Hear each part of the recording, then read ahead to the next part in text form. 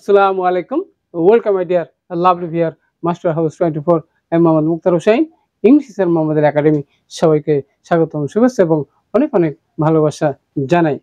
তোমরা যারা ইংলিশ শিখতে চাও আর ইংলিশ শেখার জন্য আমাদের সবার কিন্তু টেনশন কাজ করে, কারণ এখানে হায়ার এডুকেশন, কলেজ, বিশ্ববিদ্যালয়, দেশে বিদেশে যে কোনো ক্ষেত্রে হোক আমাদের ইংলিশ নলেজ প্রয়োজন রয়েছে। আর ইংলিশ শিখতে গেলে আমাদের প্রথম যে বিষয়টি আমাদের কাজ করে মাথায়, সেটা হচ্ছে বন্ধুরা ভোকাবুলারি। আর যে কোনো ভাষার ভোকাবুলারি শিখতে গেলে অবশ্যই আমাদের অনেক সমস্যা হয়, কিভাবে আমরা সেটা মনে রাখতে পারি।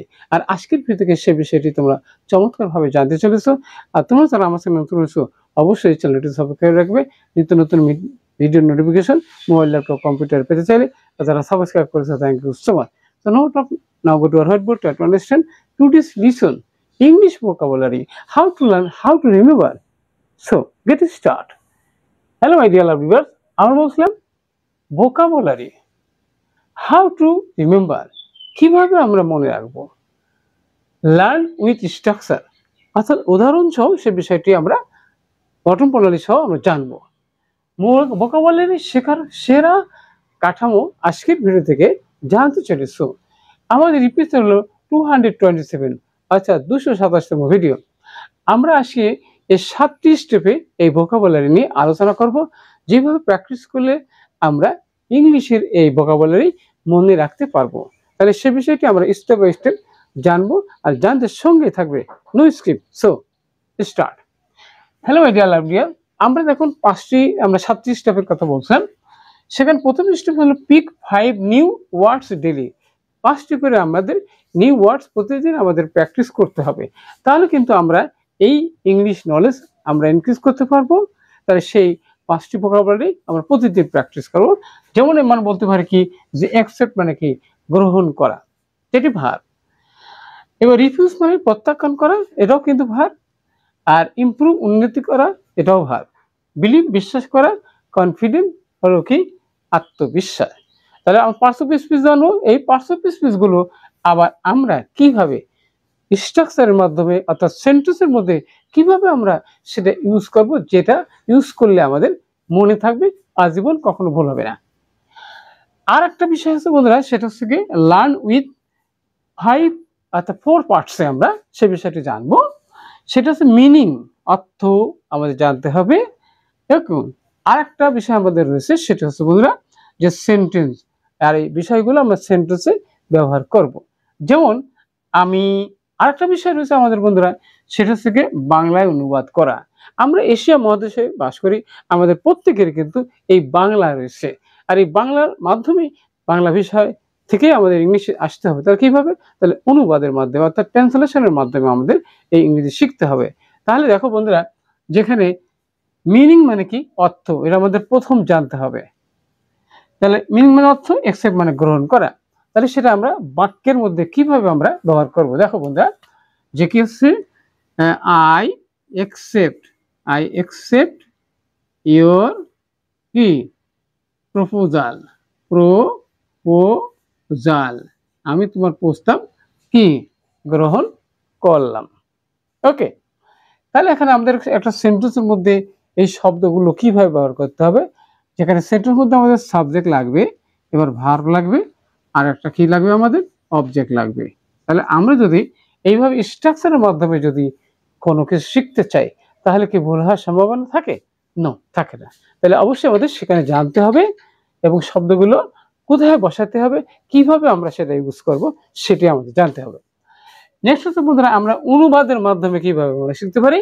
যেমন এখানে আমি তোমার দুঃখ প্রকাশ করছি, তাহলে আই অ্যাকসেপ্ট ইউর অ্যাপোলাইজ, অর্থাৎ তোমার ক্ষমা বা দুঃখ সেটা আমি গ্রহণ করলাম। তাহলে এখানে আমাদের অনুবাদের মাধ্যমে কিন্তু আমাদের ইংরেজি শিখতে হবে। যেমন আমরা বলে থাকি যে আমি কি আমরা ভাত খাই, তাহলে আমরা ভাত খাই, তাহলে আমরা কি বললাম যে আমরা কি ভাত খাই। ওকে, তাহলে ইংলিশে যখন আমরা বলবো তখন কিন্তু আমাদের দরকার আছে, দেখো এখানে বন্ধুরা, যে আমরা মানে তো আমরা উই জানি, তাই তো।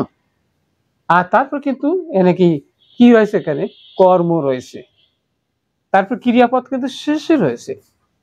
তাহলে অনুবাদ করার সময় অবশ্যই আমাদেরকে এই বিষয়টা মনে রাখতে হবে যে ইংলিশে কিভাবে হবে আর বাংলায় কিভাবে হবে। তাহলে কি উই ইট রাইস, আমরা ভাত খাই।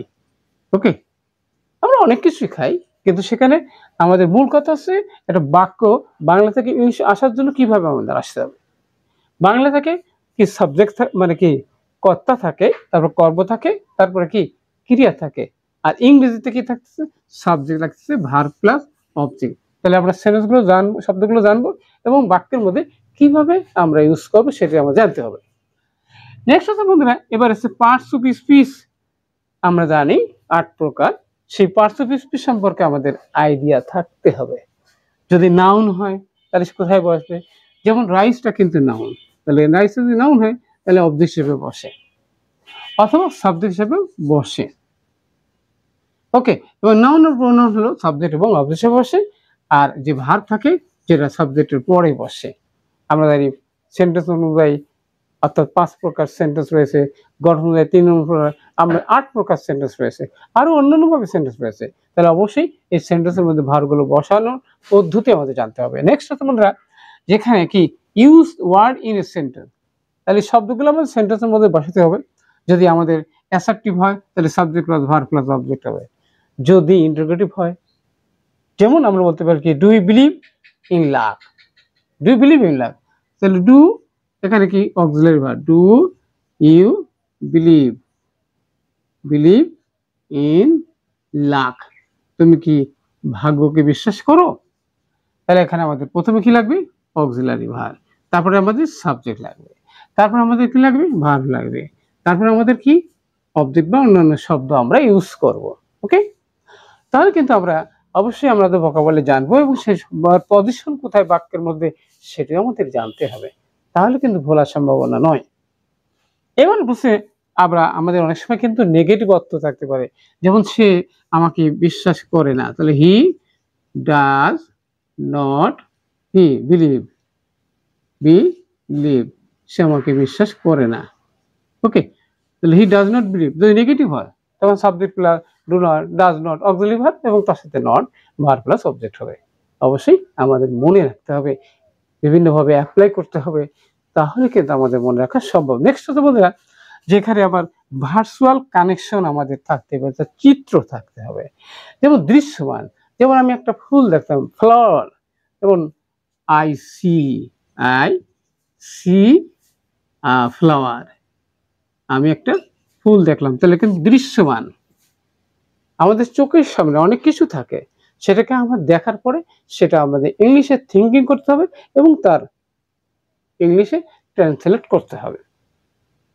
নেক্সট হচ্ছে বন্ধুরা, যে আমরা আর কি করতে পারি, আমরা আর বিভিন্ন কোশ্চেনের মাধ্যমে কিন্তু আমরা সেটা অ্যাপ্লাই করতে পারি। যেমন আমি বললাম যে ইমপ্রুভ মানে কি বলো তো দেখি, ইমপ্রুভ ইমপ্রুভ মানে কি, তাহলে উন্নতি করা। ওকে, এবারে রিমেম্বার মানে কি, রিমেম্বার মানে কি স্মরণ করা, মনে করা। তাহলে আমাদের ডেইলি লাইফে যে সমস্ত শব্দগুলো আমরা জানবো আর সেগুলো আমাদের ডেইলি প্র্যাকটিস করি, রিক্যাপ করি, আমরা কি কি সপ্তাহে শিখলাম সেগুলো নোট ডায়েরিতে আমি যদি লিখে রাখি, ওকে, এবং বিভিন্নভাবে প্র্যাকটিস করি, তাহলে অবশ্যই আমরা ইংলিশ মনে রাখতে পারবো। অর্থাৎ যেটা ভোকাবুলারি আমাদের ইংলিশ নলেজকে ইনক্রিজ করার জন্য ভেরি ভেরি ইম্পর্টেন্ট। আজকের ভিতরে নিশ্চয়ই সে বিষয়টি তোমরা জানতে পারছো যে কিভাবে আমরা ভোকাবুলারি মনে রাখবো। আর মনে রাখার আমরা 7টি টিপস নিয়ে আজকে আলোচনা করছি। ভিডিওটি কেমন লাগলো এবং কি বিষয়ে ভিডিও দেখতে চাও, আর ভিডিওটি নিশ্চয়ই ভালো লাগেছে, আর এতক্ষণ সাথে থাকার জন্য অনেক অনেক ধন্যবাদ জানিয়ে এখানে শেষ করছি। আল্লাহ হাফেজ।